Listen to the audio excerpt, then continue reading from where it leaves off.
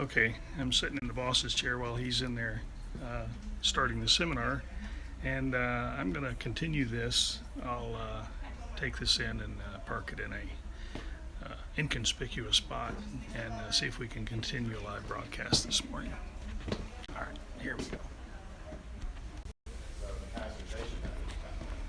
We're a little bit above where our state is regulated. So they're around like 175 degrees for 25 seconds, and we increase the temperature and increase the time as well. Can't tell you exactly what we do. Secret, yeah. But yeah, I mean we're extremely confident in our product. I stand behind it, and we're not against anybody. Rob, who can these people talk to when they call to find out about local distribution? Call me. Rob? Period. Yeah. I'm happy to talk to you. Or yeah, I mean, you can talk to Ed as well. Rob wants the business. Yeah. I mean, I'll figure out a way to get it to you. But if the price doesn't make sense, I mean, that's what I understand. It boils down to finance. We do. So we actually partner with Sunny Florida Dairy. They're out of the state of Florida. They extend a little bit in Georgia as well. And then we also partner with Broadland Distributors, all the big boys out there, everything from US Foods to Sigma, everybody else. But I'll find a way to get it to you. There are plenty of trucking companies out there. They're climate controlled. Great. Well, they're going to be here for a while. Oh, one more question. Does the price go up with the butterfat? Yes, sir. How much of a difference is there? It starts jumping up. Not significant. I mean, because you're the essence of it is you're increasing the cream. Right. And the cream is extremely expensive. Rob, why don't you talk maybe for a second about the chocolate mix? What would you like to know? Yeah, which one? Well, people don't even know that you make that. So as you'll see, I passed out product sheets to you. You also have our 10% vanilla nutritional facts and ingredients on there. It's the page right behind it. But ours, you can see that we extend. I mean, we have chocolate and vanilla are two flavors. We used to have strawberry flavoring, but we decided to axe that out of our inventory. And what is the chocolate? So our chocolate, I mean, as far as we're using 2224 cocoa. It's all alkaline cocoa based. We're sourcing it from within the U.S., but of course, as you can imagine, the sources aren't entirely from the U.S. because cocoa production is just not big in the U.S. at all. But we're using, I mean, essentially what the difference is, and a lot of people don't understand this, but you're actually using a small amount of vanilla flavoring with the chocolate to really to kind of kick it off. But I mean, it's about $1 more than that. I mean, we're all competitively priced, and I mean, with our economies of scale, we're producing somewhere around 35 to 40,000 gallons a day, about 8 million gallons a year. So. And that's just my store. Oh, yeah. That's just from one customer. The chocolate's good. Chocolate's good. It's rich. It is rich. It's delicious. It is very good. Let's make some ice cream. Yeah, no, Let's do it. All right, they'll be here through the break, so if you have any questions, we have one more question back there. I was just gonna ask, how much would that cost? It's the 10%. That right there? Yes. It's $36. We'll say $36 ballpark. For how much? 5 gallons. 3/4. For 5 gallons, so divide that by Okay. 36 divided by 5. Yeah, sorry, go ahead, sir. I noticed looking at other mixes from other companies, they have one that's identified as gelato, and I don't see that on yours. It's just marketing. Gelato Is is this just wording, or, I mean, is this, you would use yours for that? We sell to numerous gelato makers. I mean, it's just like ice cream. It's just difference in the butter. See, I understand the Food and Drug Administration. And slight butterfat. The FDA, since the Great Depression, has controlled dairy products. That's why no matter where you go in the country, you're actually paying the same amount for a gallon of milk. The only difference is local sales tax, because the FDA controls it. And they have terminology for what is ice cream. It's 10% or higher. There's a term that most of you are too young to know. That was ice milk, and that was below 10%. Well, ice milk just sounds awful. So when the Italians came over here with gelato and frozen yogurt and other products, these are not controlled by the FDA, so there are no standards. I had an Italian gentleman put it to me very well. He said in Milan, up in the top of Italy, it's gelato is between 8 and 11% milk fat. In Rome, it's 6%. In Sicily, it's 4%. And he said the difference is the wealth of the region, what people can afford. In Sicily, they can't afford 11% gelato, so they make a lower level gelato. There is no standard for it. I like to run the straight 10% when I do gelato, but there is no difference. I had this fight with Cappigiani, my counterpart, the CEO. He tried to say that his company invented the gelato machine in 1927. So I sent him a copy of our patent from 1906. And I said, there's a little age discrepancy here of a lot of years, about 14 years. And he fires back, he says, oh, well, we invented the gelato machine and you're doing ice cream. And so I can't give it up. I said, oh, so we're both using milk, cream, sugar, and skim milk, right?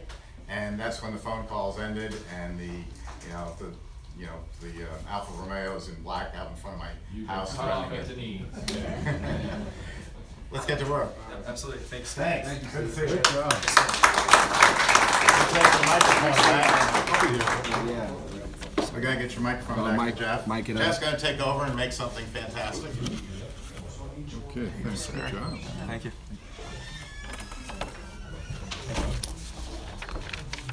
There's a couple of stools back there if you want. My people, I teach a class, and they're from all over the world. They don't know how to get. Any questions so far? No? Okay, well, I'm sure they'll come later. We're here to answer anything. Go for it. Test. It's all yours. It's all mine. Okay. So that's good, right? Now you know, just one phone call and you got your mix set up. Maybe. But he looks honest. Really. We maintain transparency, happy to talk about our sources. Yeah, that was a Show you great the thing. tour. Okay, so here's the deal. I'm gonna do something today never done before. Bahula. I've never made a product here that I've never made before. But because they were in my class, they said, do it. So we'll do it. We'll make something that we don't know. Two things, actually. We're gonna start with mango. How many people live north of the Mason-Dixon line? Okay, so mango isn't real big there, is it? My mic working? But for the southern people, mango, and you can probably do the same thing with pineapple, or I don't know what a papaya is, but maybe papaya or stuff like that. I don't know. Anyway, so keep your recipes on cards. It makes it really good. And laminate them. This one isn't laminated because this may be a bomb, and we'll just toss it, and that's okay. I've had plenty of bombs in my life. We're gonna use, I guess this machine, so it's half, right? He sort of just throws me out here, leaves me all alone. Okay, let's do this. This is a 12-quart machine, which is half of what I use is 24-quart machine. So normally this is my batch, 10 quarts, but we'll use a 5-quart batch for this machine, right? Okay. That would be half, right? That would be half.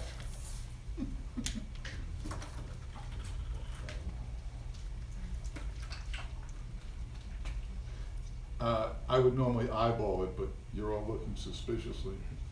What did I say, 5 quarts? That's too much already. So we'll just use a little less.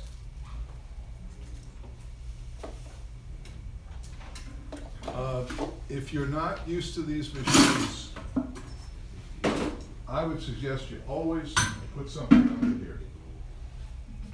Like a little insurance policy. So we'll put 5 quarts in.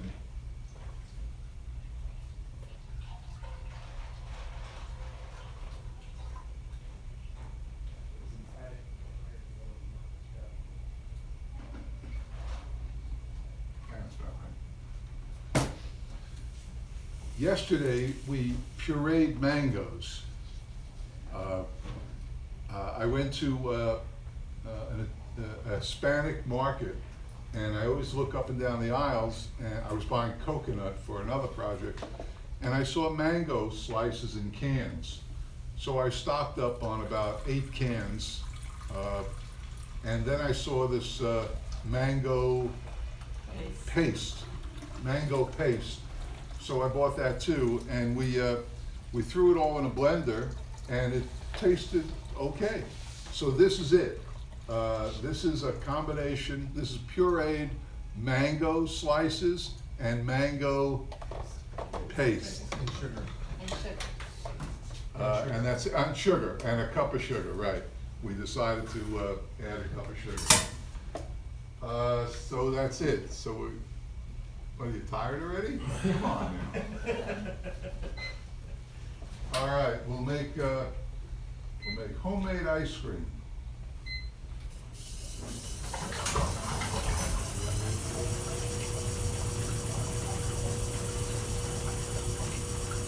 Here it goes.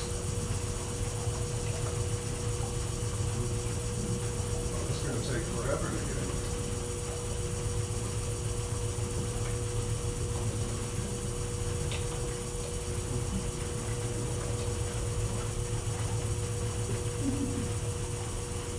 Hey, not bad.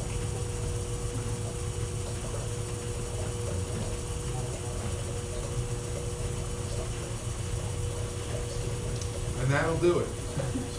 Now we have about 12 minutes to discuss the events of the day. Any questions? All right. Yes, sir. Yes, ma'am. Sorry, how much mango was in Oh, good point. The cans were 15 ounces, and we used 8 cans. So, but we used half of that yesterday. So, ready? 8 times 15, we'll edit that out. 8 times 15 is 120, right? So 120 divided by 2, 60 ounces of mango puree. You want this turned on? Not yet. Let's get all this food in there. All right, now we can do it. Ready? Ready. And Go for it. what was your question? What if the refrigeration was on?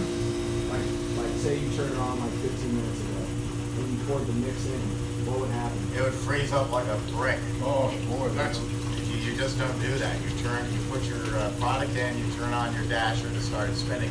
The refrigeration starts instantly. what would happen in your plant if I turned the heat on the pasteurizer and then all of a sudden dumped in the milk? Yeah. It would get scrambled eggs. That's right. So everything has its time and process. And the process here, I use these machines are bulletproof. I put the mix in everything I make and start it, and then I pour everything in to let the machine do my mixing. I used to do a lot of hand mixing, whisking and blending and stirring, and now I just let the machine do it. And of course, Steve doesn't agree with what I do, but I'll pour sugar right into the mix because it's spinning at 234 revolutions per minute. It's sandpaper. So it's someplace to be. I heard you say you were going to talk politics, so I came in to be the So the right-wing machine conservative. actually does my mixing. And I'll put chocolate chips in, I'll put cookies in, I'll put candies in, and let the machine do the work for me. Because at 234 revolutions per minute, with such a tight fit between the blades and the cylinder, that they all get a look, they didn't get a look. When you open up the front, there's a cylinder, and then the dasher is the blades that spin around. Keep away from me. He dropped one of the smallest ones, These the things- very smallest one on his foot, and cried about it for 6 months. These things scrape against the cylinder, which is getting colder by the second because it's wrapped in these pipes that make it cold. So when the milk is churning, when anything is churning, this is scraping. But it's scraping it so fast, 234 times a minute, that it'll mix anything. And so sugar is fine. Look, I've been doing this a long time, and the sugar is fine. I even do brown sugar, which is really coarse. blends well. It really works perfectly. So here, what was your question? It was about the refrigeration. Oh, so everything has its time. We've also wired it so that you can't accidentally turn, you turn on the refrigeration switch and nothing will happen. Until the motor's engaged. Until the drop dash is engaged, yeah. And Jeff was talking about the 234 revolutions, which, people call up and say, well, what's the revolutions of another machine? It really doesn't matter. It's related to our machine only. But 13 years ago, I invented the infinite overrun control, which allows you to do anything that can be frozen, anything that's on the market today, anything that's going to come along. We're going to talk about dairy-free ice cream today, and that's a whole different animal. This machine can make it, because the only difference in all these products is the weight of the product, and how heavy the final product is. Gelato is heavy compared to homemade ice cream. Haagen-Dazs is heavier than homemade ice cream. Custard is the heaviest product on the market. And it's a simple idea that no one has copied in 13, 14 years now. But basically, people say, well, if I want to turn down the speed of the, if I spin it less, do I have a whisk here? I'll show what I mean. Thanks. If I pour cream, the dairy mix, into here and stir it with a whisk, it's going to remain liquid. It's going to remain cream because I can't stir it fast enough. But if I use an electric mixer and put it in here, it'll turn into whipped cream. So we're doing just the opposite with the infinite overrun control. We're already at whipped cream, and now we're saying, well, we'd like to have super premium ice cream, or about 65% overrun. So instead of this fast, it's going to be a little slower. If we're doing gelato, a little slower yet, and custard even slower. And the way we do it, besides telling you that it's magic, is if you had a light dimmer in your dining room, and you dimmed down the lights from 100 watts to a romantic 25 for dinner, you're literally stealing the power away from the light bulbs. The light bulb is no longer 100 watts, it's now 25. If I did that with a motor here, and you've got a liquid going to semi-solid, this is getting thicker and heavier. That reduced power of the motor, if it's gone from 3 horsepower down to 8 horsepower, it's going to lock up. So with my invention, the infinite overrun control, no matter what speed you run at, it's still a full 3 horsepower motor. So up here, we've put in with the new machines presets of what we know are the most popular products. So homemade, if I touch that, it's going to go to the full speed of the machine. If I go to something like gelato and touch it, it's going to go to, instead of 234 RPM, it's going to go to 140. And again, it has no bearing on other machines. It's just strictly for this machine what these speeds are. You can't say to Capajani, I want an RPM of 140. They would have no idea what you're talking about. It also has a manual so that the executive chef says, well, I don't want to run 40, I want to run 135. You can tap it down or you can tap it up. So you have total control of the machine. And that's the uniqueness of this, is with one machine instead of now, it used to be just homemade ice cream and Italian ices or sorbet. Now it's everything that exists in the frozen dessert business. What's like this? These have been out now for 7 years, and we've replaced one. And the one that we replaced, the guy slipped in his ice cream room, and he smashed into it with something like a whisk. He was falling, and he just bammed into it, so it didn't fail. Oh, it's unbelievable. They're even more reliable than our old ones, which were push buttons with a little screen. These have proven to be far more reliable. That's made by Panasonic for us. When you hook that up, are you suggesting surge protection or anything on these now because of the computer screen? Certain what? Surge protection or anything on these now with the computers in them? Putting surge protection on a machine, it's not a bad idea always. Depends on where you are. Right now in Tampa, you're in the lightning capital of the world. We get more lightning strikes here than anywhere else on Earth. So we're used to having our power go out and everything else. And so when I hook up, I use a pill switch or a knife switch. At the end of the day, I can go over here and just pull that down. Now there's no power getting to the machine. Paula and I, when we come to work, we're the type of people who unplug their toaster in the morning. And we do it because we know the toaster is a good brand of toaster. I also know of an ice cream parlor that burned to the ground with a brand new blender in their store.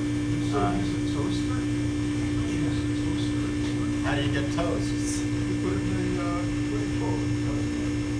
Oh, we don't have one of those. No. A toaster. Being hot?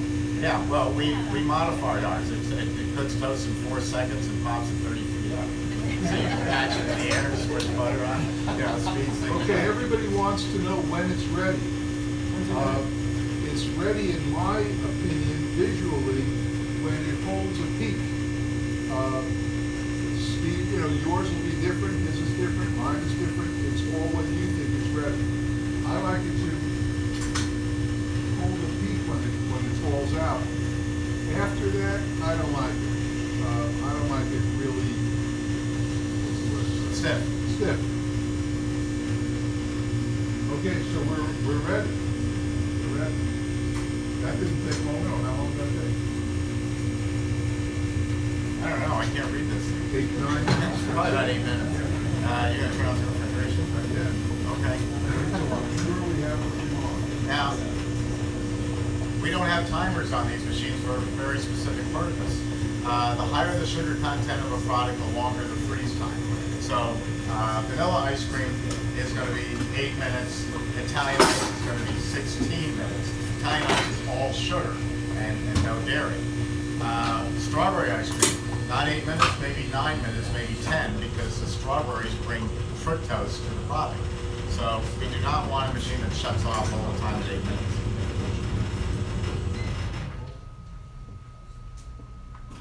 Voila, did you see how fast that came out?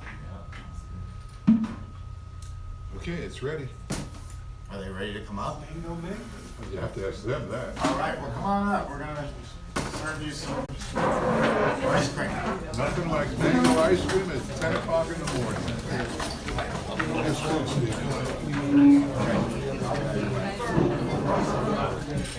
Good morning. Could you help me speak for a second?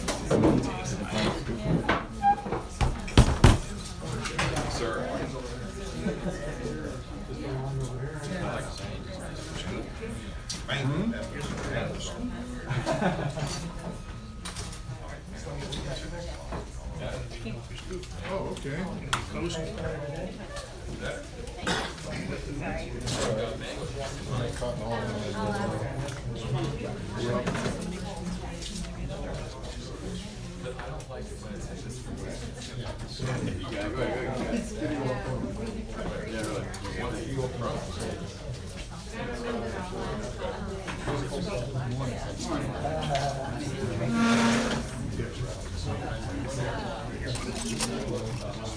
Mango.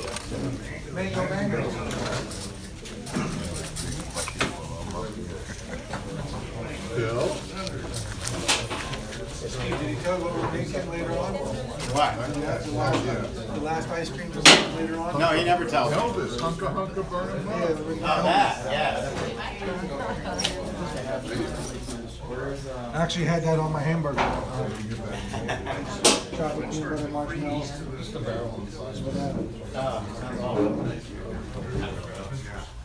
Ice cream should be. I think so.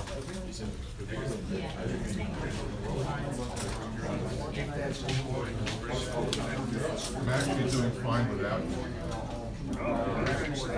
Nothing. But you might want to attend my scoop school.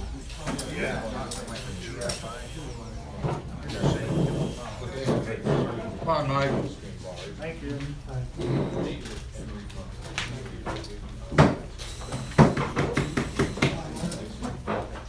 Remember, it's delicious.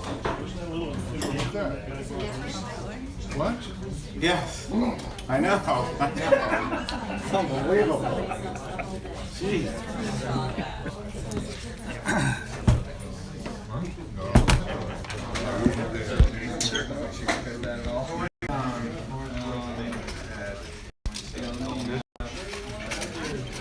Going good? Yeah, I think so. How about Okay, we just got done with our first flavor. I'm going to stop the live stream and restart it here in just a minute. I'm going to try a different device. So we'll see you soon. I never